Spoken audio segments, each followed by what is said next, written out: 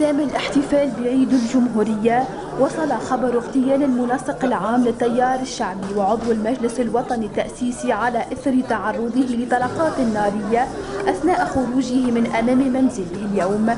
هذا الخبر أثار ردود فعل متنوعة في صفوف النواب.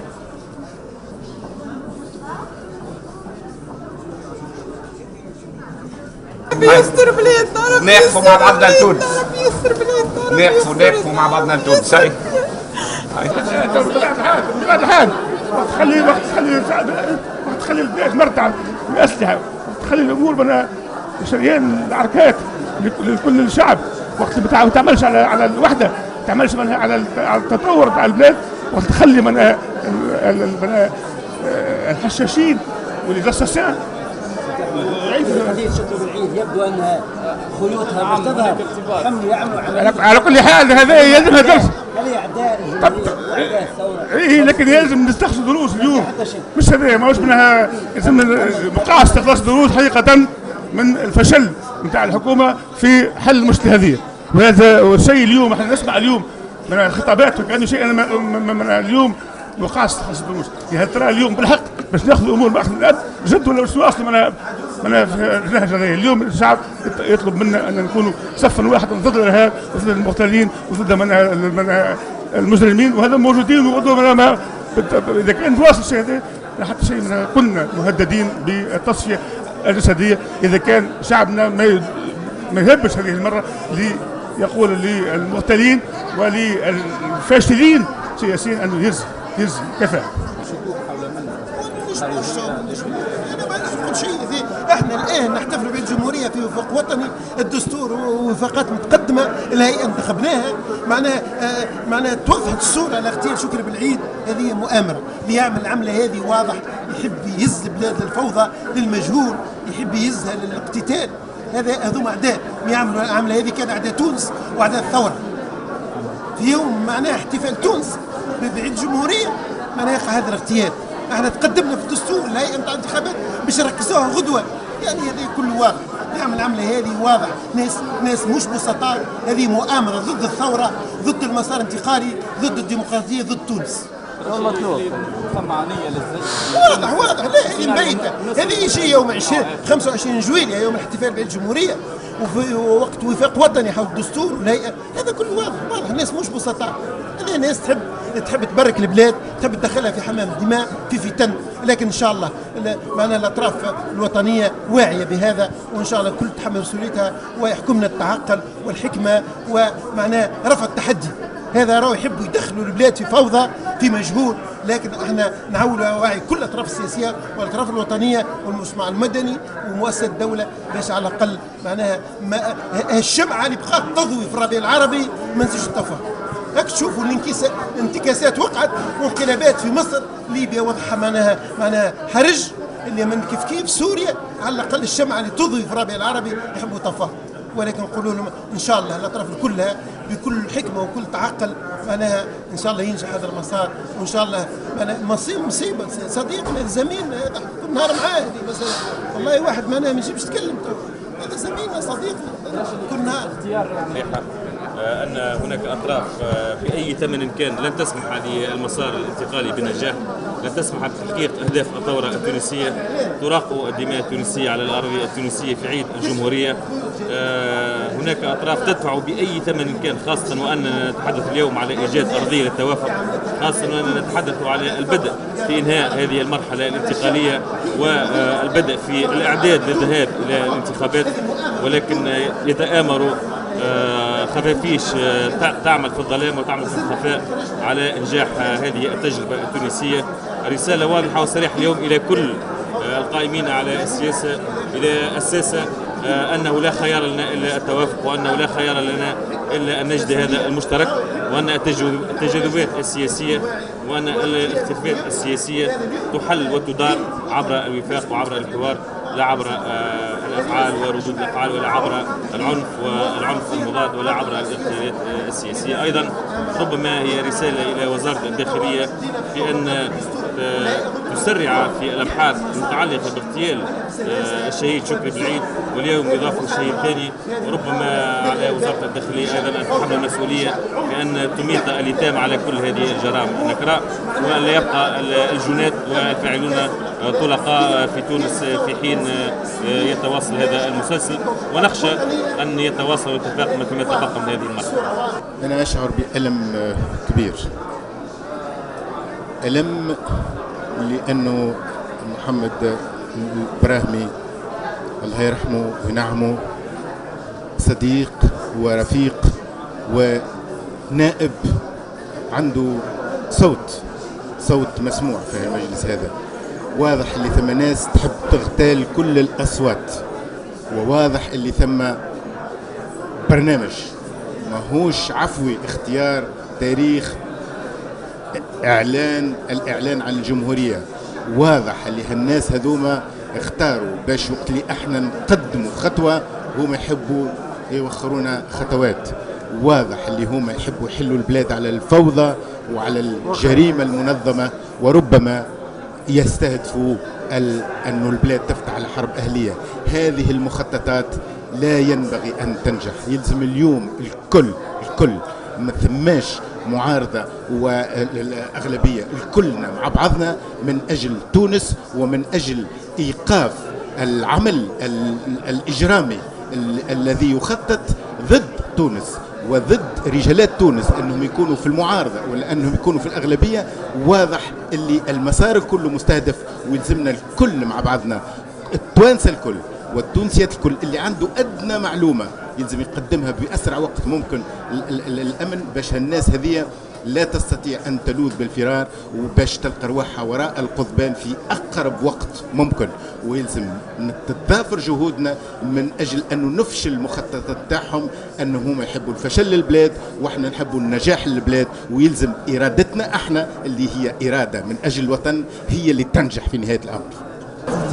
مدام شكري بالعيد مدام ما يشيخش مقاتلة شكري بالعيد اليوم ما نعرفهمش، واليوم نحب نعرف شو مقاتلة شكري بالعيد باش نفهم كذلك الاختيار السياسي هذا شو.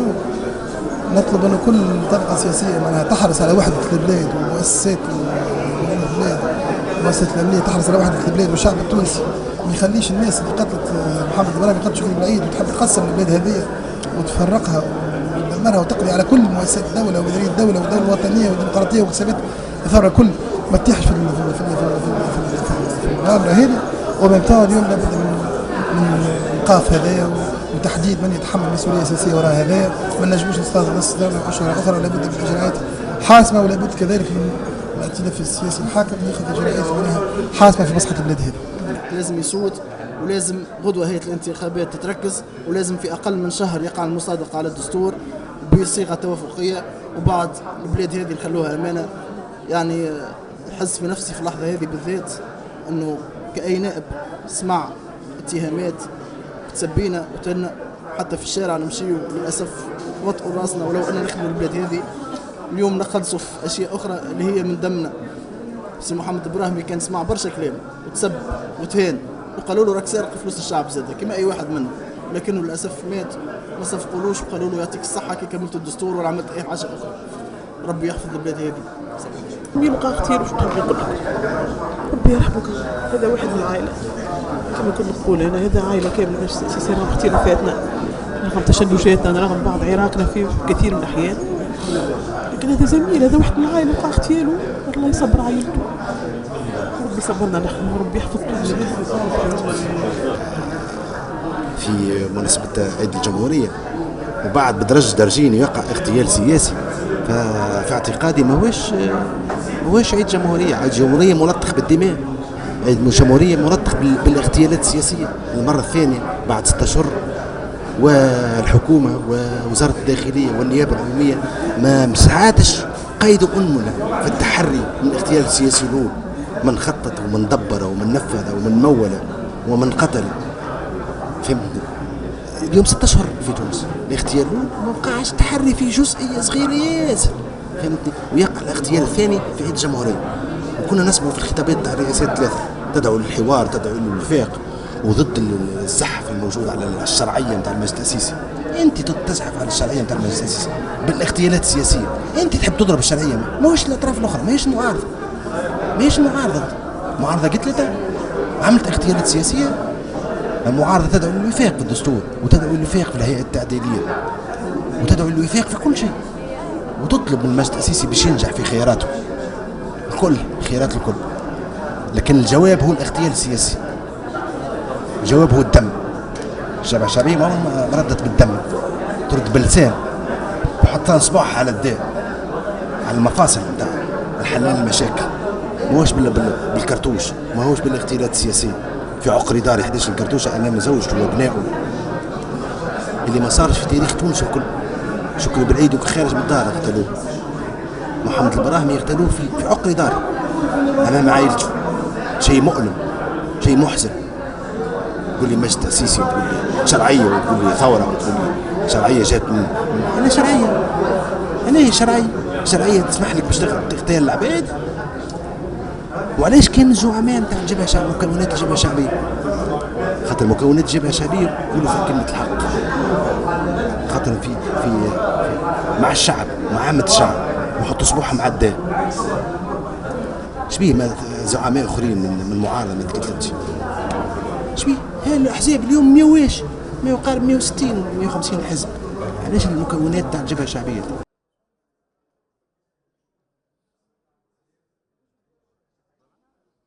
وعلى إثر هذا الخبر عقد السيد مصطفى بن جعفر ندوة صحفية عبر فيها عن أسفه، معلنا أن المجلس أقر غدا الجمعة حدادا على روح الفقيد، وسيتم خلاله تنظيم جلسة عامة تتناول مسألة العنف السياسي وتداعياته على استقرار البلاد وبناء الديمقراطية الفتية.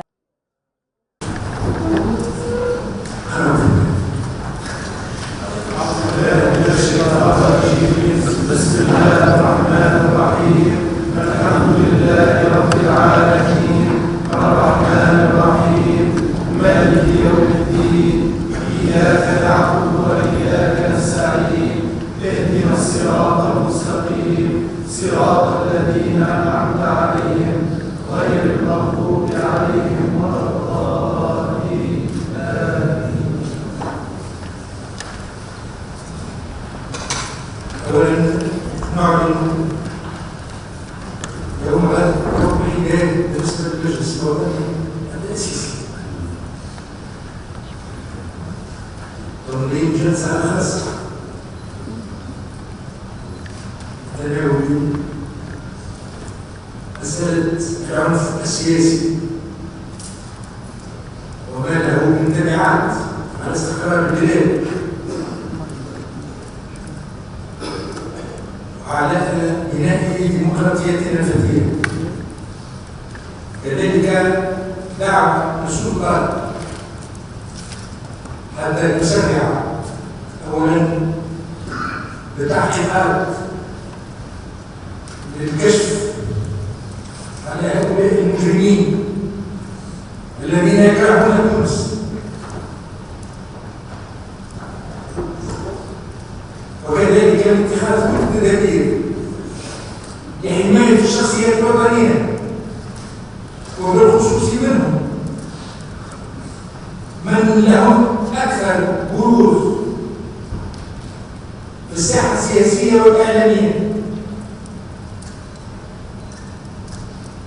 حتى نتجنب بقدر الإمكان مثل هذه الجرائم ومثل هذه المسائل الخطيرة التي تهدد استقرار تونس وتهدد المسار الانتقالي.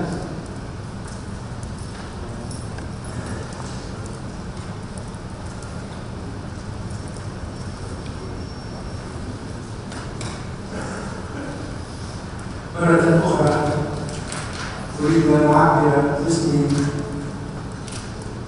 216 نائب ونائبة الذين فقدوا اليوم عزيزا عليهم أن يد الغرب وكل هذه المحاولات التي تستهدف عزيمتنا، أقول لهؤلاء أن عزيمتنا فولاذية وأننا سنواصل على نفس الدرب الصعب. سنواصل حتى نحقق الأهداف التي استشهد من أجلها ثوار تونس: الحرية، الكرامة، العدالة الاجتماعية، صياغة الدستور في أقرب الآجال وبأوسع التوافق، انطلاق الإعداد للعملية الانتخابية بإرسال الهيئة المستقلة للانتخابات الأيام القليلة القادمة. هذه العزيمة سنواصل بها وبكل حزم مسيرتنا، وبكل سرور سنحقق أهدافنا التي انتخبنا الشعب من أجلها. مع تعبيري على الألم والأسى، أريد أن أقدم باسم نواب الشعب كل تعازينا إلى عائلة الفقير، عائلته الصغيرة، وإلى أسرته الواسعة من حركة الشعب والجبهة الشعبية، وكل المناضلين والمناضلات الذين أرادوا من مختلف مشاريعهم ومن في إطار كل التنوع أن نساهم في بناء تونس الجديدة، في بناء ديمقراطيتنا الجديدة. تحية لكل هؤلاء وتعازينا لهم، لأن كان المصاب جلل. أتصور أن اللوعة اليوم في ديار كل التونسيين والتونسيات، لكن النداء للوحدة الوطنية حتى نقدم مصلحة تونس العزيزة على كل القضايا الأخرى، ولا نترك لمن يريدون الاستفادة من هذا الاغتيال نترك لهم فرصة النجاح، والنجاح بتحقيق ما يسمون إليه من أهداف إدخال البلاد في التوكل، في الاحترام، وفي كل ما يمكن أن يهدد استقرار تونس ومناعتها. الله يرحمه، وإنا لله وإنا إليه راجعون.